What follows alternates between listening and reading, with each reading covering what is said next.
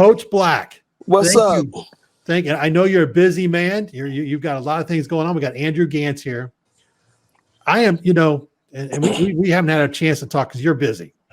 But we've known each other for several years.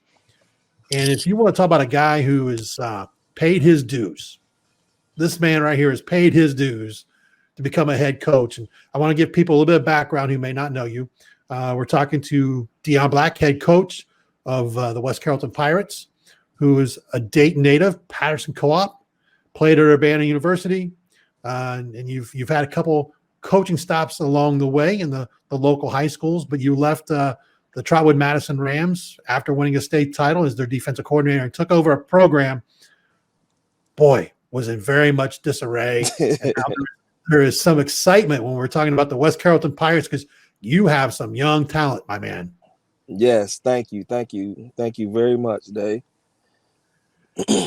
Let's talk about first off with the COVID-19, and you've seen teams like your former team, the Trotwood Rams, their season be brought to an end. Talk about how you are preparing your team with all the stuff that's gone on so far. Well, as of right now, we just preparing to try to be ready instead of trying to prepare to get ready, if that makes sense. Everything is up in the air, and we keeping our fingers crossed. So if we have a season, we're already prepared and ready to go week 1. And if we don't, then so be it. I'd rather be prepared than not prepared.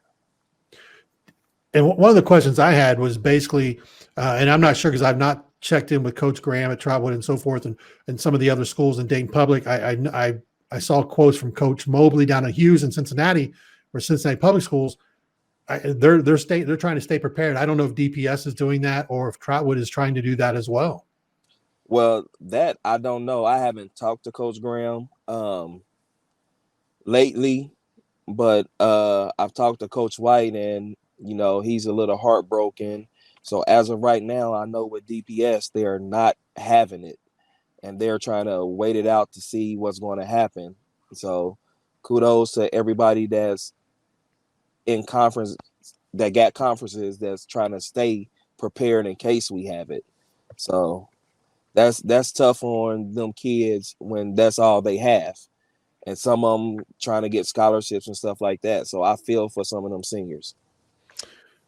We talked about you taking over the program at West Carrollton, got off to a rough start last year, which anytime there's change, that can happen. But you started getting some things rolling. I think the kids started believing in what you had been telling them through camp and into the early season. Big win against Pickwa to get things going on the right direction. End up with 3 wins, also beat Fairborn and beat Stebbins.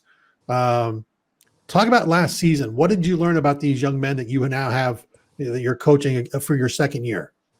Last season, was, of course, a shell shock for me, coming from 2 schools that's known for winning and making it to the playoffs, and then coming 2 years after a state championship in 2017 at Trotwood. It was trying to change the culture, and like and everybody know, when you're trying to change something from a losing culture, you got bad habits. Like the senior class, granted, we have some good kids in that senior class, but I was like the 3rd or 4th coach in their high school career, and probably like the 3rd or 4th offensive and defensive system that they had. So there was no continuity.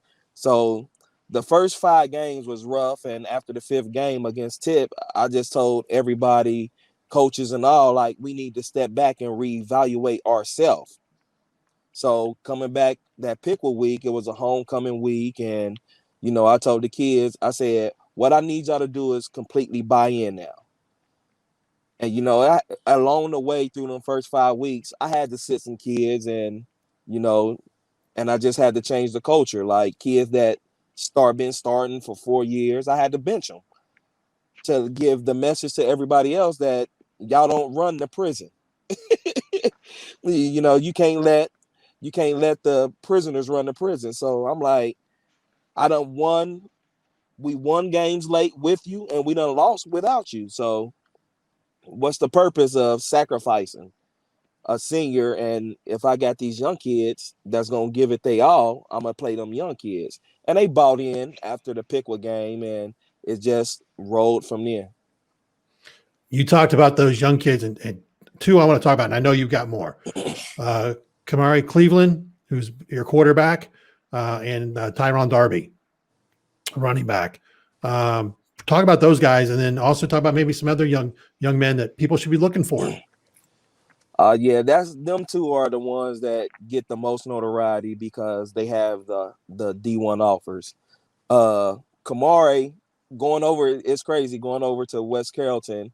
I was at Miamisburg for like 5 years before I went to Trotwood. So I have that wing T background. So going over there, just like everybody else, I'm gonna put a system in place, whether you got the athletes or not, where you can always be in a game. But I started looking at Kamari and some of the other kids. I'm like, if I put them in a wing T, I'm handicapping them.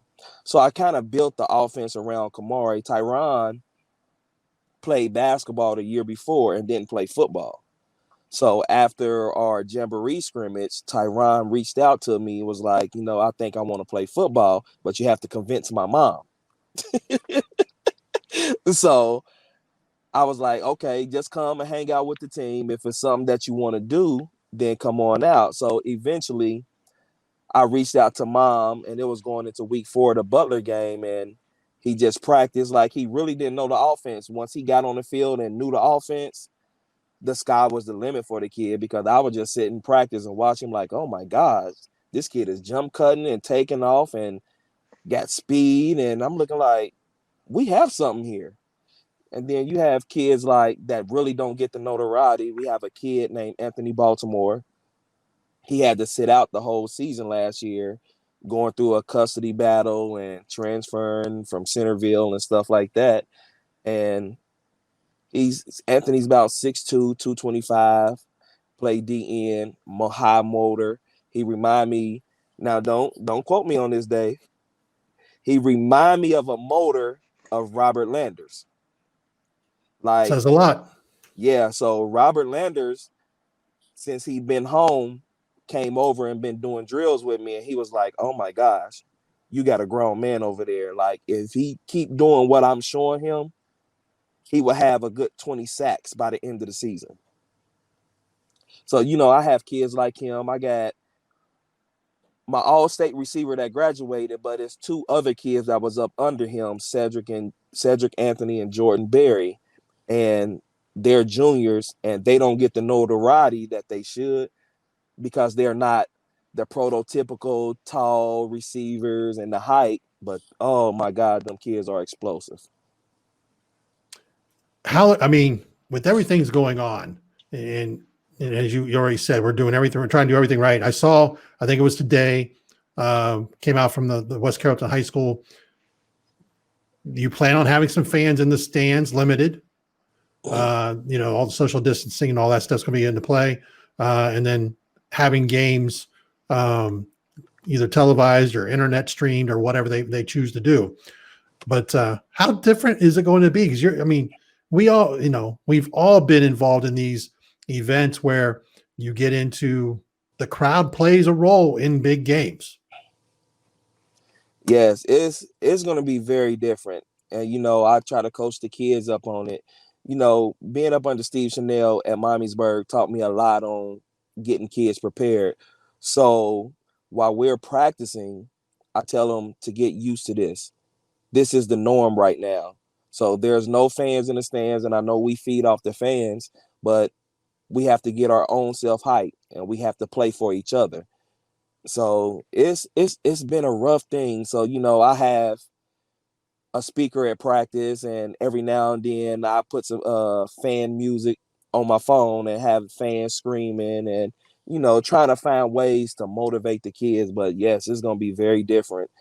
Right now, the MVL are able to have like 20% capacity, and with the social distancing, so it's going to be very different. You open your season August 28th is the date I got against Stebbins at home.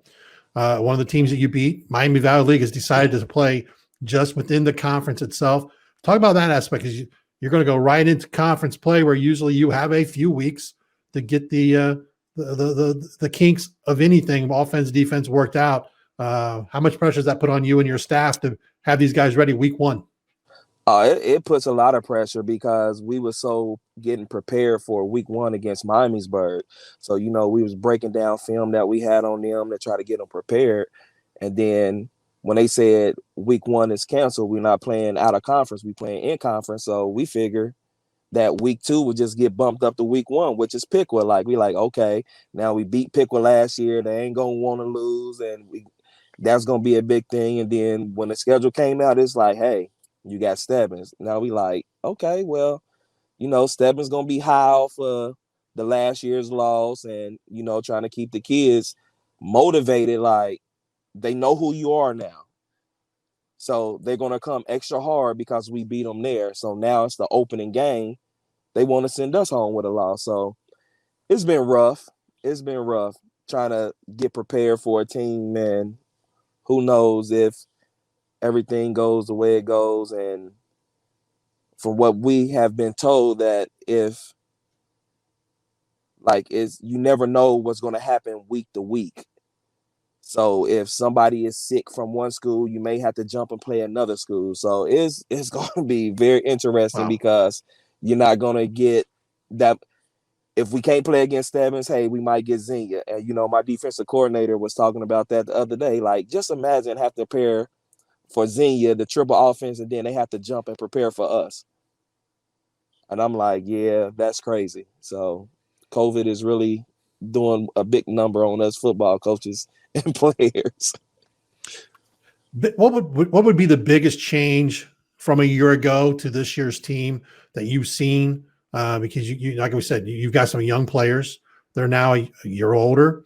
Your staff has been together. You've got some key pieces. I mean, your staff, when I look at your staff, you've got guys who care about kids, and you can, and I've known you, like I said, for several years, and I know how you feel about it.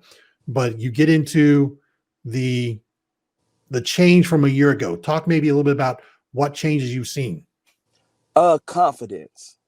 That's a big major part. Like, the kids lack confidence because, people have been telling them what they couldn't do and what they only capable of doing. So the confident aspect of it has been tremendous. And then the continuity, them knowing coming back, we're running the same offense and the same defense, and we have the same coaches.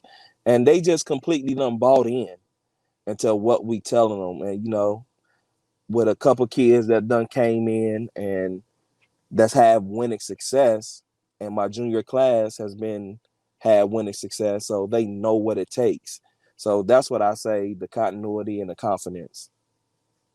Well, Coach, we appreciate you taking time out of your busy schedule, being with us, and we wish you nothing but the best of luck, and hopefully get a chance to come out and see some of your young talent this season, and we'll stay in contact.